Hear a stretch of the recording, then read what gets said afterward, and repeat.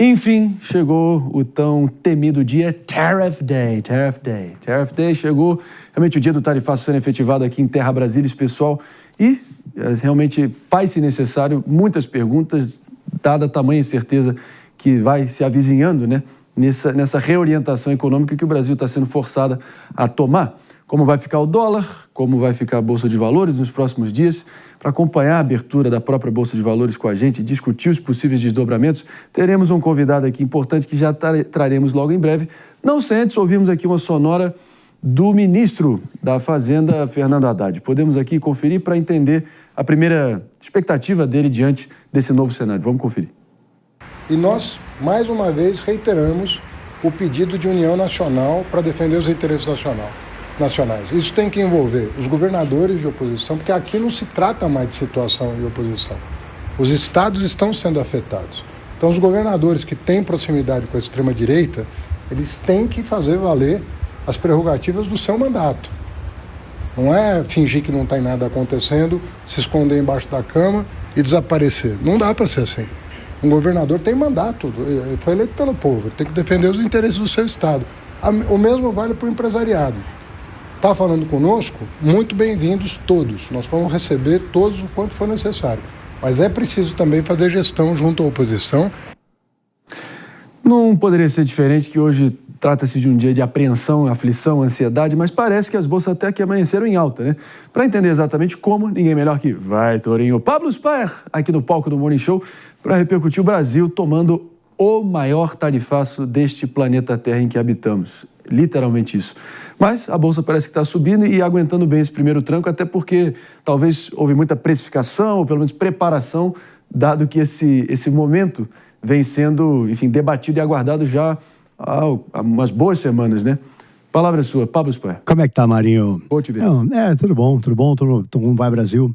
Não, é isso mesmo, né? O Brasil tá tomando o maior tarifaço, até maior, mais do que o dobro, né, de ditaduras da esquerda radical, conhecidas por ser anti-americanas, como a Venezuela, que tomou 15% só, Nicarágua, que tomou 18%, a gente está tomando mais do que o dobro.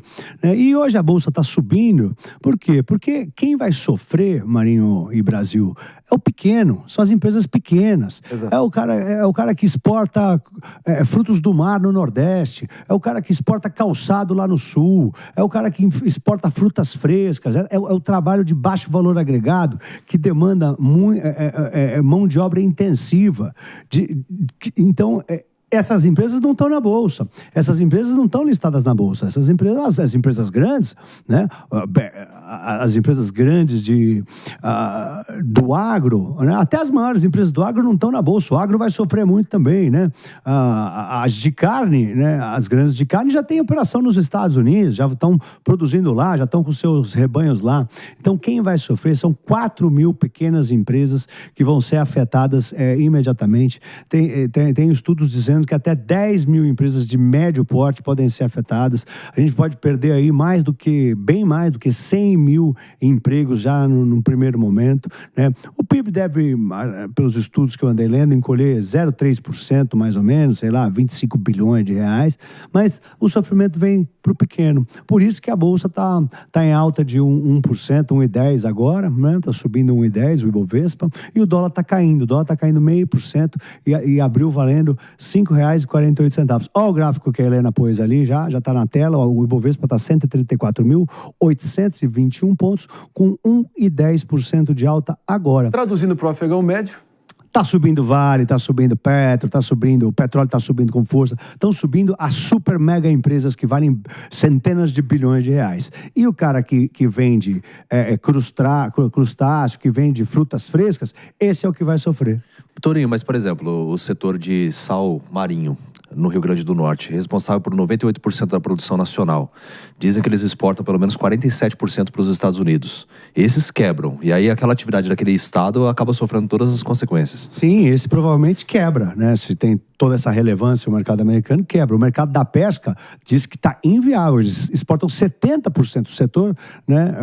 Exporta geral, né? 70%. Só o sal, né? No sal, então, esses não estão na Bolsa. Não tem empresa de sal na Bolsa, não tem empresa de pesca na Bolsa. É por isso que não está afetando a Bolsa nesse momento. Mas sim, esse pessoal, esse pequeno produtor, 4 mil pequenas empresas vão sofrer muito. Região Nordeste vai sofrer e vai sofrer muito. Torinho, e se não dá para captar isso na Bolsa, qual indicador que seria possível de acompanhar para a gente entender o tamanho real do estrago? A gente vai ter que acompanhar o PIB nos próximos meses. O PIB é sempre um som distante, como disse Paulo Guedes uma vez. O PIB ele demora muito para ser calculado, porque ele é muito sofisticado, muito complexo. Então, por isso que o PIB, a gente sempre vê o PIB de 3, 4 meses atrás. Então, daqui a 3, 4 meses a gente vai começar a perceber. Mas a gente vai começar a perceber também no desemprego, né? Nos indicadores de emprego e de desemprego. Se a gente começar a ver rapidamente empresas quebrando e demitindo, a gente vai sentir na hora. E já tem empresa de fruta que não contratou o pessoal que faz a colheita, né? Sem dúvida. Já estão sentindo na pele, na prática, na ponta, os efeitos disso. Não tem ação na Bolsa, não tem representação de lobby em Brasília. Exato. É aí que mora a grande tragédia, entendeu? É o pequeno produtor, são os pequenos que vão sofrer. Por isso até que eu imagino né, que o governo está correndo e parece que hoje vai chegar um pacote no Congresso para eles tentarem ajudar, né, esses pequenos produtores, essas empresas pequenas, que é o que carrega também o Brasil nas costas, é o que ajuda a carregar o Brasil nas costas. São esses pequenos CNPJs, né, que fazem a força do Brasil. Isso se o Congresso trabalhar, né? E o negacionismo? Conseguir, né? E cadê o tal plano de contingência do governo tão falado, linhas de crédito, criação de um fundo privado ali com a sustentação pública, enfim, parece um grande momento de barata voa, sinceramente, lá em Brasília, e negacionismo total da realidade. Ensaia-se, ao que tudo indica, uma conversa entre o ministro da Fazenda, Fernando Haddad, e o secretário do Tesouro, Scott Bessent, mas parece que a gente esquece, né, que o Brasil... Vamos lembrar aqui, pessoal, bola no chão, o Brasil tem o maior tarifaço do planeta nesse momento. É isso. E está totalmente atrelado a uma questão política e jurídica e não há nenhum movimento sincero ali do governo para tentar, de alguma forma, remediar isso. E, de novo, é multifacetado, é complexo, é bem... Enfim, você tem várias inter-relações entre diversos critérios aqui e frentes. Está longe de ser fácil de desarmar essa bomba, né, Dias? Mas não podemos esquecer que foi esse o critério com o qual o decreto do governo americano, anunciando a tarifa, se atrelou e continua atrelado desde o início. Sim, o tarifaço é ridículo, o Donald Trump erra muito, prejudica uma economia que é complementar, não ameaça os Estados Unidos de forma alguma e o faz por motivos políticos em algo que parece mais uma sanção do que um tarifaço per si, sem nem discutir isso dentro do Congresso, que eu acho que é uma medida patética. Vale lembrar sempre que ele também tarifou grandes aliados, como o Japão, Coreia do Sul. Então, a diferença aqui é esses 15%, 20% que estão até adicionais em relação ao Brasil. As exceções podem ter ajudado em determinados setores, eu acho que isso é um fato, né? Mas os pequenos, a carne, o café vão ser muito prejudicados, não só as indústrias no geral, mas setores específicos que dependem de contratos que muitas vezes já estavam até fechados e vão ter que ser reavaliados. Então, nós temos uma forte dificuldade. O tarifaço não é culpa do Fernando Haddad, mas a forma como ele gere é culpa do Fernando Haddad. Quando ele vai para o confronto, cobrando empresários, cobrando os governadores, mandando até o famoso shade, vocês têm mandato. Ele teria, se tivesse ganhado a eleição para governo aqui de São Paulo. Mas a grande questão também não há, por parte dele, uma tentativa de criar mais coalizão entre as partes ali para tirar o aspecto político e jogar só para o econômico. Porque você pode ter certeza que o empresário que está sendo prejudicado, ele neste momento não liga se é Bolsonaro, Lula ou qualquer coisa. Ele quer realmente manter os empregos, manter a renda, manter as pessoas que dependem dele. Então, a gente precisa de uma coalizão também narrativa na forma de lidar com isso. O Haddad vai embarcar, já confirmou que vai embarcar para encontrar o secretário dos Estados Unidos aí dia 13 de agosto, vai dialogar, é importante que dialogue mesmo. Mas eu acho que a grande questão aqui, Torinho, é como que a gente vai ver esses setores se rearticularem globalmente? E como que esse crédito que o Haddad está nesse plano de contingência que em tese chega hoje, ele pode ajudar a lidar com esses novos mercados? Como que o Brasil vai fazer esse trabalho, não só de dialogar com os Estados Unidos, mas como que o Itamaraty, o Haddad, o Ministério podem dialogar com novos países para a entrada nesse mercado? Como que você vê isso? Bom, primeiro tem que lembrar que esse governo também tarifou a gente que nem louco. Né? Quer aumentar imposto que não para. Ele ficou triste que não foi ele. dele. De repente, ele olhou lá pro Trump e falou, nossa, teve nossa ideia aqui, né? Porque já vinha subindo o imposto sem parar, o último foi o IOF. Então, assim, o empresário brasileiro já vinha sofrendo com aumento de tarifas e de impostos e, de repente, veio uma nova tarifa e um novo imposto. Então, fica bem difícil pro empresário brasileiro. Substituir o mercado dos Estados Unidos é muito difícil, né? Se a gente já tivesse um novo mercado, a gente já estaria vendendo para lá. Então, o fato deles aumentarem a tarifa significa simplesmente que vai diminuir venda e vai aumentar nossos custos, principalmente com o IOF, que vai aumentar os custos, né, para exportação também, né? Então, é bem difícil de organizar. E do lado desse plano de contingência, a gente tem que ver quais são os detalhes. Pelo que eu li também, o governo vai comprar produtos, vai mirar, vai focar em ajudar essas pessoas comprando, né, comprando desses exportadores que vão ter menos venda acontecendo para os Estados Unidos agora. Getúlio Vargas, né? Lembra bastante. É bizarro. Não, mas aí você pega, por exemplo, eu trouxe o exemplo do sal. Vai colocar o quê? O sal na merenda escolar vai deixar a comida mais salgada? E não deixa de ser uma ironia que... A lagosta vai vender bem, com certeza. Não deixa de ser uma ironia que... Tá bem atrapalhado, porque sal você precisa ter larga escala para usar, porque o sal se usa muito pouco, né? E ironia que o preço, depois da taxação, que o preço do sal ficou salgado, realmente é uma dureza. Uma verdadeira dureza. Mas tem um ditado pro Haddad: com a tarifa que fere, será ferido. É isso aí. que é isso? Enfim, é uma loucura completa. Mas, de novo, volto a insistir aqui, porque eu sou da tese ou da escola do realismo pragmático na medida do possível, sem sacrificar os seus princípios mais basilares. Não estou falando para nenhum discurso de lacaio, de sabujo, longe disso, mas é da cultura anglo-saxã da qual os americanos fazem parte, realmente, no momento onde eles falam algo, tentarem realmente que as pessoas levem ao pé da letra, ao contrário de outras culturas ou outras pessoas que falam, mas falam ali mais a partir de bravatas, né? Eles atrelaram, vamos lembrar aqui, no decreto que sancionou o Brasil, dizendo, se referindo à situação toda como uma ameaça incomum e extraordinária à segurança nacional americana, à política externa americana e à economia dos Estados Unidos. Então, a gente tem que lidar com seriedade, goste ou não da situação. Isso não faz sentido, Fiquem reféns de adjetivações como patético, que não vai levar a lugar nenhum, sinceramente, dizendo que o problema é político e jurídico e não há nenhuma sinalização nesse sentido, inclusive trazendo esse papo de terras raras para a mesa, algo que sequer os Estados Unidos citou em nenhum momento até agora.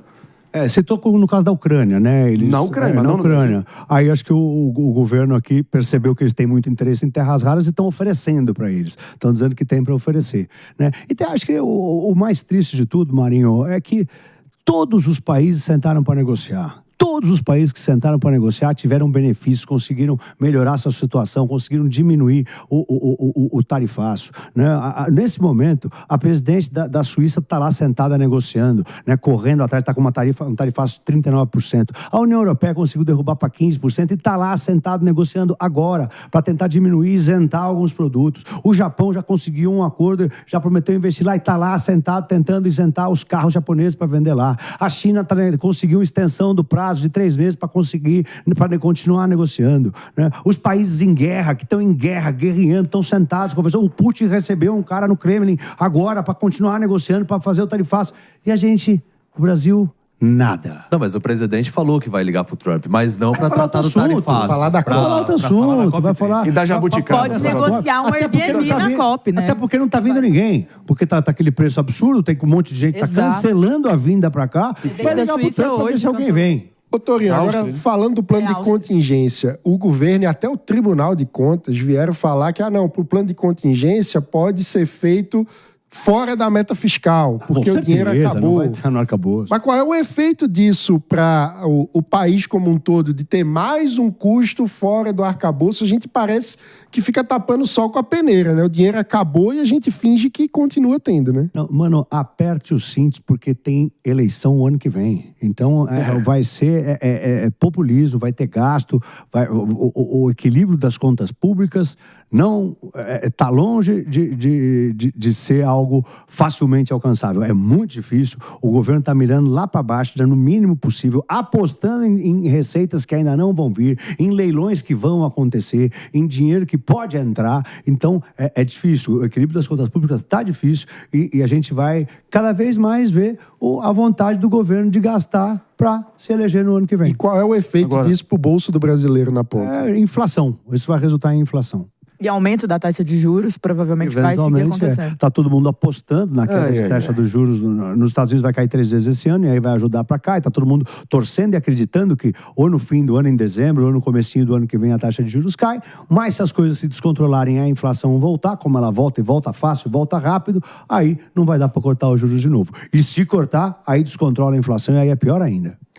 É isso, pessoal. Vamos voltar aqui a lidar frontalmente com o que está posto, né? O governo americano acredita piamente, pelo menos até o momento, se vai ter um recuo tático em algum momento, algum ensaio ali de conciliação com o governo Lula, a ver, não é descartável, ainda acho que é improvável, mas não é descartável essa possibilidade. Mas eles acreditam piamente que Jair Bolsonaro e seus apoiadores foram vítimas de violações de direitos humanos, ponto. O governo segue insistindo em narrativas laterais ou não lidando frontalmente com isso. Os movimentos das placas tectônicas em Brasília estão mudando a cada dia que passa. Agora, realmente há de se considerar que parece que os Estados Unidos estão avisando para o governo, ó, vai vir uma tempestade aí, o céu está carregado, periga virar um furacão. E o governo federal parece, ó, ótimo dia para pegar uma praia.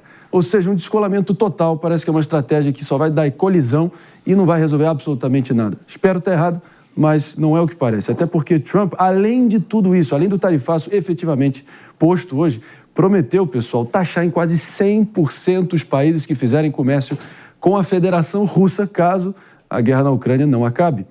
E Pablo Spire, o agronegócio brasileiro, está preocupadíssimo com a compra de fertilizantes e até teria sinalizado para o Itamaraty essa preocupação. Não poderia ser diferente, né?